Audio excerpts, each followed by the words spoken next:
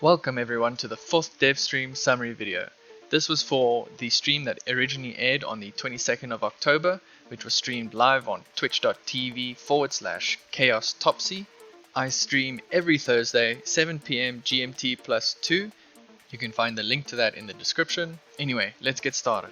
The first thing that I needed to work on was the solar panel calculator. Since the last release, the page has not been working for people, and whenever I tried to debug it, I couldn't get the error to happen.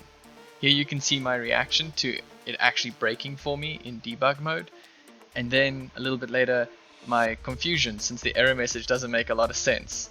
But because I'm a professional, I knew exactly what to do. I opened up my Chrome and immediately typed in the error message that I was getting.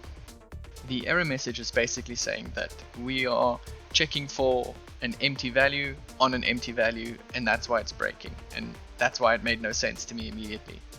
After a lot of googling, I was still not sure why the error message was popping up.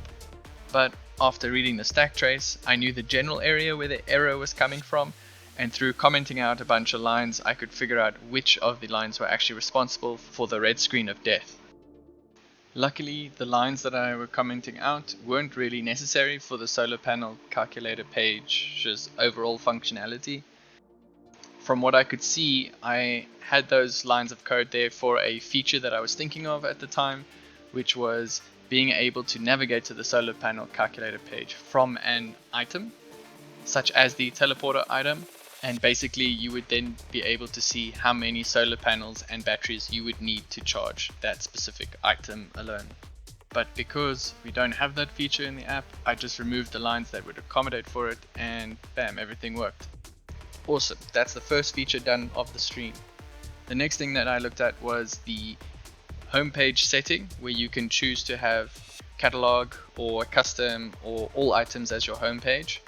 I didn't like the way the dialog looked before, so I just wanted to make it look a little bit better, use some radio buttons, and generally just give a little bit of a better user experience.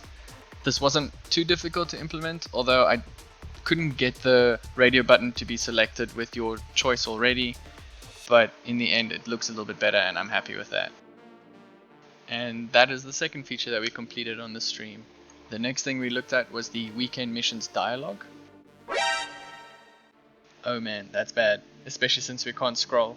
Alright, so the first thing that I had to do was just move those buttons into the list of items that the chat bubbles are also in, so that we wouldn't get this overlapping. This was happening because I told the buttons to be at the bottom of the page, and I didn't put an extra bit of padding after the chat bubbles. And the reason that I didn't do that is because I can't tell how many buttons I'm going to display, and also the height of each button, so I have no idea how much padding to leave. After I fixed this, I added a little bit of padding to the buttons so that they don't hug the chat bubbles, and that was another feature complete on the stream.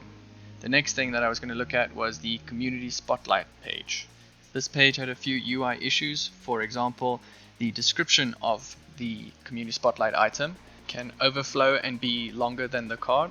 So what I did was tell the description that it cannot be longer than the card, and if it is, then it must wrap over to the next line, and then also center align the title and the description.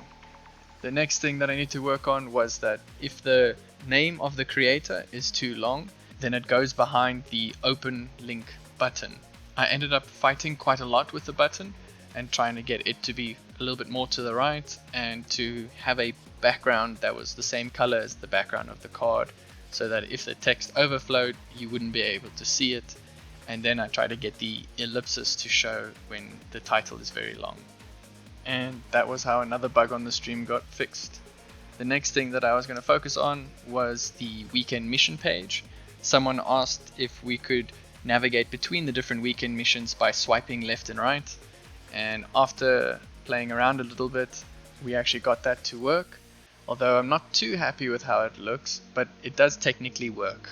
I spent some time tweaking it, trying to get it just right, editing how fast the animations are and the icons on the left and the right. And once I was happy with that, we were done with the last feature that I'll mention in this DevStream summary video. I want to thank all my patrons for their support, it really helps out a lot.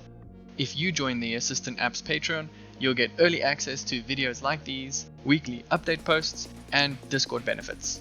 Thank you all for watching, and I'll see you in the next DevStream summary video.